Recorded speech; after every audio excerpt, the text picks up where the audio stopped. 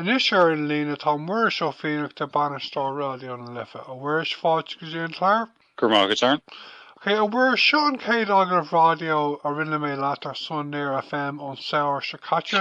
Tá agah a dearnach leirmuid fi orbert raidió na Lithe sa todhchaí agus támuid chun caint faoin ábhar chéile san aglah nua inniu agus tá is agam gcuil cruinniú poiblí eagraithe go bh maile tlí an deirdaoin seo. Okay, ó nuair dhearnach a leir mé leat ar Nair FM ón saoir sa caite, cad é an nuacht déanaí libhhuiir? Oh, sin ceistá. Well, is tócha an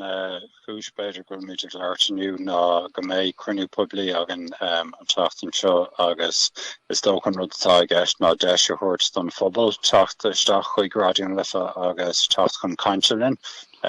nuair derm linn tá mé caintear uireann an stáisiún ar bhórt stúr an stáisiún agus roinnt an saorálathe a bhíon na craoladh chlóracha ar an stáisiún. So tá méid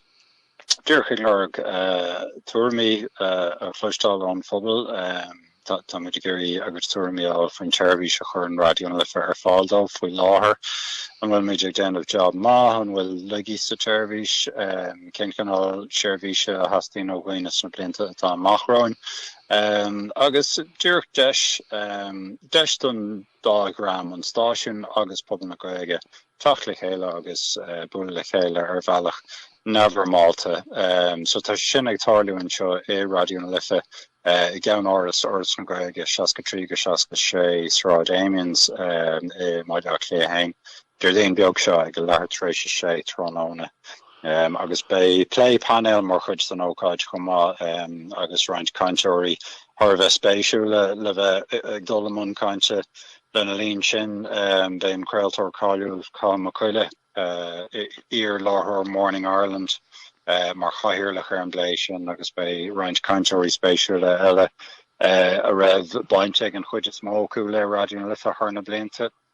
Tá duine bháin be panel de ceathair sa bhreis ar chail mo chuile. Duine bháin nach raibh aon bhaintear le ag le Raidió na Lithe ach duna tharbheith spéisiú ná Brian Green fearreachtáil an siomh gréis an Raidió.ie. Tá Brian ag obair freisin mar chóir a thóir ceantair agus chóir a thóir léirúcháin le Phoenix FM Maile Blanchir. Agus tá annach chud taide dénta ag Brian ar na trochtaí agus na nósfuachtaí a bhaineann le héisteacht radio sa látá nniuhan agus tá annach chud analíse dénta ag ar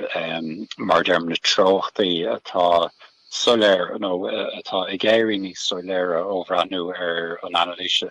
aber ar na statisticí atá ar fáil ó na Chineál áras na figurí bhaine go héisteacht radio ar na stáisiún tráchtála ach darnaí banan an taide banan statisticí sin stáisiún radio go generalta.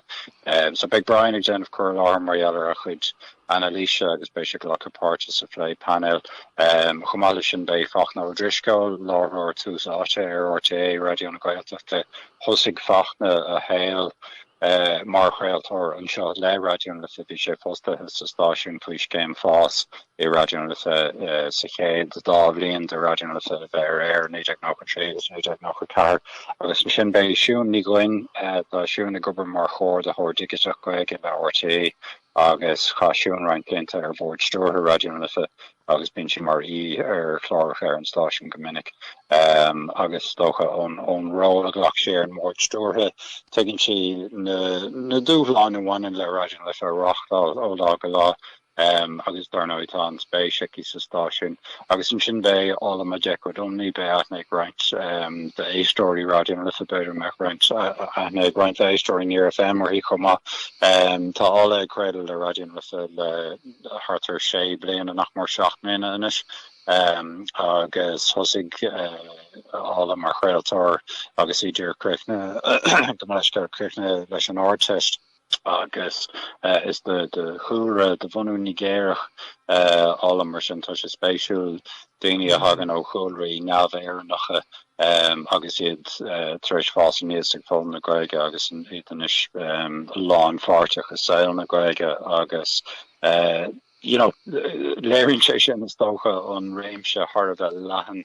Dini a glockan parte radio lifa agus simgur play harvest spatial if sound on banner. Okay, when we cart conrá go mé an gcruinniú poiblí rithe as squag ach bei Brian Green a kaint as Berla. Sinné godir it's rud can on nua é seo doing en of radio lifa le hain chuid de ein ócáid a bheith an bhagan de brachtáilte trí bhéarla ach cheapam mar derm an analís atá dénta ag Brian tá sé Harbheith spéisiúil agus tá roinnt teangáil agan le Brian le tamla nuas bín sé lé leis an Dr. John Walsh ó Scoil na hÉir an Gailh agus an Dr. Ros Muc ó Ollscoil Limní agus tána chuide dénta ag John agus ag Rosie Taide Mariala Katai Tarlo Haven Gaeilge san Arnal radio gutine idir stáisiún Trachtála RTE radio Pobl agus tá Brian Treis Iber lo siad a gut taide agus mar derm tá Ryan Tangwal Adrin agus tá Ryan taide tá dénta ag fear spatial agus mass meet go mé space ag an bubble reinint den statistiki agus an analís sin a chluistal so bei Brian a kaint Merle tá grúpla focail aige ach ní cantor líf a Gaeilge ach an sin bei an príomh lé go tarlú trí Gaeilge dar nói rud bhí de cheart go lua stocha gannne mé speel olvar kanse laten sin agin tús ach inniu an play panel go mé deis ceisna a glacha an orlar agus gur sin chuid den í chuid an a hábhachtach den ihe go devan mar derm go mech radio le ag búle leis na daine atá mar éistóí ag an stáisiún agus ná rire is deisún agutúir mé chluistal mar sin tá an chuid sin den ihe tíir chotáfacht a céine agus a bheith an play panel. Tá taim le ha an gcruinniú fibrin seo bhfuil? Tá radio na lifa sa tochaí an téime atá ann agus is tócha an focheist atá an sin ná cén Chineál séirhíse atá dí ó Phoblacht na Gaeilge réimhlóideach don man chumarsáide mar dar nói tá gachrad a garú ó bhain an is nóir bhín muid a caintear na man chumarsáide aber nuair atá daoine a caintear éisteach leis an radio an mín siad a géisteach le radio éilemh nó a géisteach tír le chláiricha a chréilech níos luithe an lá sin nó an tacht an rivision nó cúpla mí rivision níos mó nó cho minic céine agus a bhíonn siad a géisteach le radio bio ar FM ban an rud céine leis an telefíse mín daoine brandú ar chláiricha telefíse éilemh nó on demand nó mín siad ag fechant ar an telefís bio mar bhíocha dhéanamh de fiche trocha blianain agus tána ceisna sin tá anna chuid éhlóid ag tarlú sna réimsí seo ar bheann leanúnach go háirithe a rééis seo an bhfuil méid ag marachtáil mar sin nuair tá méidir déanamh caintear radio lifa sa tochaí tascín wein é sin go léir glachas an áibh agus a glachas a bheith nuair tá méidir chuna ceiste sin ar bhaoine cad a hastín bheith ó radio lifa go meach an coolra sin Chineál mar chuid den phlé chuma. Ní bheith mé a maiile lé an airdín seo so ní mé an zógadí an gcruinniú a chuir mé just cúpla ceist sa bhreisiúirt margheall ar an gcruinniú agus nábhar atá a phlé. Tá bíam sé chun tú a ragir sin ag éisteach le podcréí don chuid is mó lá smuide ag éisteach leis an radio an ó telefís bio, agus siad an ghfuil an man conversáide na man sosiad go híntaach. Siad an féin go bacór just mar aseolalas a thuirt dit do a lán stáisiún radio úsáid níos minigí a bhaint as YouTube, fiú le haid podcréaltaí fuama a bháin a úslódáil sin an rud a dhéanam si go pásanta. Ceapan ghfuil radio na lifa go maight ar na man sosiálta i gcuidseanna a chuna ceapan tú faoi seo le tuile podcréaltaí fuama ar YouTube? Cinnte, bhfuil sin cean rudí mar hápla go míon Brian Green ag fechantear ina chuid analíse agus ina chuid taide luanta YouTube. Dar nó is cean na bhfaighidh mhór idirnáisiúnta se YouTube. Cean eile acu ná Spotify nuair atá tú caintear chu ábhar fuaime dar nó le YouTube tá an tábhar físe agus an tábhar fuama I gceist. Ach le Spotify is dúr ar ábhar fuama amháin atá sé. Agus is siad an dá ardán sin Spotify agus YouTube na hádáin is mó inis go mbíonn daoine ag teacht ar cheol or daoine óga go háirithe so an drama tá faoi bhun ceithre bliain as fiche d'aois. Is ar Spotify is YouTube go mbíonn siad ag dul ar thóir an cheol a haithníonn lo. So is aithriú mór mílteach é sin don raidió tradiisiúnta do aon stáisiún raidió go raibh áit lárnach nó go bhfuil áit lárnach sa cheol ina schedule agus I bhéiniúlacht an stáisiún rud atá fíor faoi raidió an lifa onúair gur buníú an stáisiún bhí an ceol chotábhacht céine nach mór leis an Gaeilge agus leis an ábhar cainte bheith cloisteáil ar an stáisiún.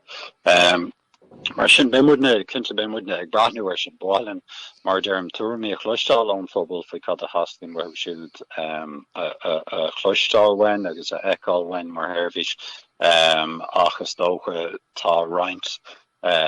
den a Fiannachta sin ar ólas agin nó táid tar éis brathnú ar roinnt den analíse léiríonn gur bíd seo na móna atá ag daoine le bheith Gaeltacht le páidhréaltaí agus le hábhar fuama eile. So látá aniuhan nó gur cinnte gur sa tro sin atá sé ag dul.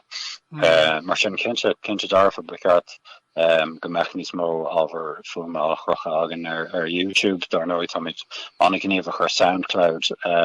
agus roinnt na saomhanna eile gur féidir teacht ar fáidhréaltaí orthu ach beimiid a brathnú níos mó. Táid gurí gach ardán go bhaine seachtáil in úsáid go forleathan ag build an phobal a ghlachas an áibh. Agus sin dúr chuid den ábhar bheith gáth le idir bhéin. Tá sih dar banam tún sa tube.com agus úsáide mé sin is féidir an MP3 úslódáil air agus picture nó green graph a chuir leis agus an sin nuair táú logáilte isteach trí YouTube déanann sé sin an úslódáil, ní féidir é dhéanamh tríd YouTube sort go dare a caiitú dul de bhfuir mar saldum trí tún sa tube ach tá sianna tapaí chun é dhéanamh, Ok, where's Cash War? On the New York Major Lesson Volla a Cokister Rock to Sonori go Bacor go Mac Radio and Lifa Mar Stáisiún náisiúnta Nairn. No will Shivik Brack or more air on BAI Agus on Realtus? Well, it's talk about the Mohler Gunyarna and Cokister Gaeilge rinne der Mulla go Monofi on Garna Stáisiún Radio náisiúnta Gaeilge agus gur Stáisiún dear her nice over the near Lua an Cokister Dal and near Lua Shid Radio and Lifa Lesson near Lua Shid ein Stáisiún dar no atá an fui láher Seachas RTE Martin gur faoi scá RTE a Bonofi lehéid de Hervish dar no léiríon mar na annach chud spéise an ag an nám mar gur bé an dearcha atá gan an mátá an darna stáisiún Radio Gaeilge náisiúnta le bunú sa bhreisir Radio na Ghaeltachta gur bhfuil Radio Lifa Chineál site in áit an bháil le ghlacha le cuairimí mar sin mar tá Marisol beidir the ranch the chudéistóir Marisol detain tá agad studio na uairnú a tóca anseo grílar bhaile clia agus tá credimid go roinnt an a háisina is feargan ó héh ein stáisiún radio pobl agus go deban tá sin níos fearna roinnt san stáisiún tráchtála féile mar luach Radio Rira leis an téirbhís sin chumá dar nóid tá Radio Rira brathnú ar theirbhís popceol amháin mar sin bheith sé díire ar an gáirtceol ceanan rudí spéisiúil a bhhain leis an ná na tráchtaí seo Dave daoine óga Dave an dram faoi bhain fiche cúig agus is tócha gur sin beidir an spruc ísgrúpa a bheith ag stáisiún cosal ar Radio Rira so mátá caintear rudum lá nua a bhunú go háir FM Mastam go sé cíalhar tíoch brathnú ar cadíad na tróchtaí atá ag an ísgrúpa sin agus ag an spruc farige mar sin tá sé sin go léir mar chuid den phlé aganine Dar nóí tá spéisiúgan leathnú ar an rud atá dhéanamh ag Radio Lifa an príomh áit gur bhaithlinn cur leis an méid atá dhéanamh agan ná tuile muoinithe a tharraingte dro an stáisiún go mbeadh tuile airgid agan leis an stáisiún ar orbert ar bhealaí agsúla agus leis na séirbhísí a chuirmid ar fád an phobal í túd ar orbert agus so séirbhísí ilúna do bhíine agan isteachúin tuile chláircha ar ard chaidán go háirtha chláircha cuasaí ratha agus nuachta agus a lehéadí sin. Mar tá sé fear tuile a dhéanamh ná méid atá dhéanamh agan faoi láthair leis na hoicmhainní atá agan. Mar sin má tá caint ag tarlú go háirithe ag leibhéal an stáit faoi méid ulmhór airgid stocha a chahabh ar an darna stáisiún Gaeilge an náisiúnta bíoh sé sin dúirithe ar ísgrúpa ar le an drámó agus más ísgrúpa ar le é sin nó más féidir a leathnúach agus rud beáí níos lethne i dhéanamh de mar cean an rudí a dearméidne a gcóí ráidir lifa ná cé bhfuil féinúlacht láidir óige ag an stáisiún tá an ísgrúpa a bhíon a géisteart linn tá sé níos lethne ná sin agus bhí a gcóí riamh tá daoine atá ar scóir daoine atá gomáisiir na blianta a géisteart le ráidir lifa bíoch agus go bhfuil an Chineál croí éonúlacht óige sin ag baint leis an stáisiún. Ach mátá airgid mór le caithfh ar rud nua náisiúnta a dhéanamh cean an rudí go mé míisne ag rá ná bhfuil féach ar an rud atá aganna anseo saoigh cad a détá dhéanamh dá gurfií roinnt airgid freise leis. So mar hampla tá figurí cosú le €1 milliún in aig na bliana luirte leis an chanéal nua fanú dá meach sé creidar FM agus dá meach sé gur ar an éasó go bháin. Tá raidió lifa faoi láthair dúirt le compráidí dhéanamh ag marachtáil ar hartar €4 milliún in aig na bliana agus mar bhreainn tú an méid atá dhéanamh agan le sin massamid gohfuil an cáine cór agus pob na Gaeilge an gná éistre bhfuil si de fáil sais bang for buck an bhá as an inéistíocht sin ach an rud atá míadna rá ná tá an stát chóras caintear airgid an cháine córa a chahar bhar gan bhreise bhaine leis an raidió atá sin leis an Gaeilge a chorchan cín an sin dá gafií fiú an ceathrú cuid de sin ar raidió lifa dá gurfií ceathrú dá gurfií aber €50,000 eile I dro an méid atá dhéanamh agan i raidió lifa bheadh dúbailt ar an ascar an sin deadfá a haolú foirne leirúcháin a gobar ar chláircha mar dearmáte bhfuil chláircha cuasaí ratha agus nuachta agus mar sin le déanamh. Tá méid déanamh méid áirithe leis na hoicmhainní atá agan agus a cinntiú go ggóilíonn méid ar nuagas le faoin ceadúnás agan le údrás Gaeltachta na hÉireann. Ach báilinn cur leis agus rud níos gairmiúla a dhéanamh mar dearm sin bhfuil bang for buck á ag an gáí cór a raidió lifa faoi láthair. Ach tá míad úlmhíonach agus báithna an gáí cur leis an méid sin. Mar sin cuid don fé another ragar méid a cheist an sin ach sin an Chineál play atá tarlathe go hin dánach láisteigh de raidió lifa ónúair gur eisig an cóchaiste dála an cóchaiste iireachtais an tuarascáilte. Bheadh sé cóchíntacht darla má Irene le raidió lifa bheith an créile ar FM timpeall an stát. Bheadh go ítach nethula mé mór an le roinnt White Mína nuas fhí raidió na drámh an ngáileamh agus raidió fáilte. Like boit low fresh and boit le radio fáilte bheith an créile timpeall thuaisceart éireann na sé ccontaetha ar FM thusan sin agus boit le radio na drámh a gartar na Gaillimhe ceadúnás á chun bheith an créile ar FM timpeall ccontaetha na Gaillimhe ar fad. Á bhfuil éon nuach nó ólas acu fhí sin liscot? Is tócha nach mise an duine le nuachta thuairt margheall ar radio fáilte ná radio na drámh ach tuigim gohfuil a gairí tharbáir ar fád le radio fáilte lena bhórignamh nua rinneadir in éisteocht ulmhór I bhórignamh nua an sin I mé fearste agus sin gohfuil a gairí thar cín le an sin. modular radio na Drav, Shungwil Corsi Threshari began in his Cunado of Camden Radition Maharlan Shin Gerhanig on Tay Dinadinadini if he Lornach and Monu and Station Emily Carol Honigshi more Harlin Shay Honibra Linne Radio Litha and Shin Rehantari and Lin Chakacha now another and Ravain Von Chegashin Radio Litha a Gridge Dinner Radio na Drav ach beidir go daoine eile an sin sa chomhra atá ag obair leo is rud thar bheith Jackar é le ceadúnás bhaint amach le dul ar air ceadúnás Crealachán lán amseo úd ar as Crealachán na hÉireann mar sin tam cinnte go bhfuil dúshlán go leor le bheith ag pléileo ag Radio na Drav ach mar dearm ní mis an duine le bheith dúirt nuachta faoin dástáisiún sin.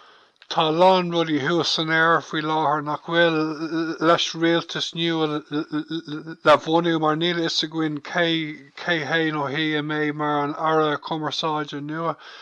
Ok, chun traktaí gearan aga le bhhuiir a bhfuil leat acur a thuirt glucht leisteach den Near FM faoin gcruinniú poiblí tá agatha gibh don déirlíonn seo agus faoi aon rud eile bhain na radio na lefa?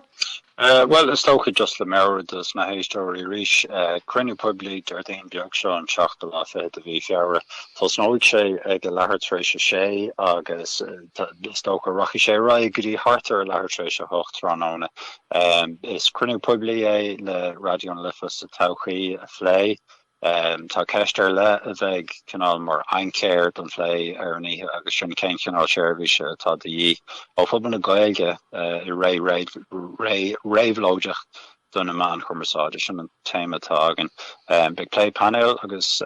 ceisna an orlár an panel a bheith agan na Cathal Macuile ó Morning Ireland mar chahirirlach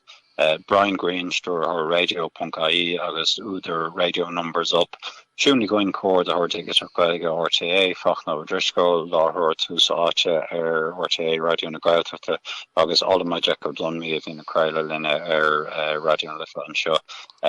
tarlói sé radio na Lifa no holla or na Gaeilge le bheith lán choín faoi an seo Seasca trí Seasca sé rá Damians bhaile lé a hain agus tá fáilte ribhcách ní gá an áirithintí of rihré just bulisteach agus curfar roint Coláiste agus cafe ar fáil agus mar sin de. Just ceiste bháin eile sort of imítí ómairs an mé an despóireacht a gréile bio agus an mé podcréile déanta leis? Kendra well Tommy de Branu ar chréile bio dhéanamh ar na man ó síalta na socr déarnach a déantáil in dul sin agus tócha méise sin ag táilú bé tafa de fuma a dhéanamh agan ar an ócáid chumá agus tá seans go méid tafa de físe a dhéanamh ach bé an tola sin go léir chur fáil ar na man ó síalta tócha an tatan trichuin tugann muid beidir de híine le tacht chuin hain in dhé a cabhas beidir mar sé d'irlín ar an ach nerd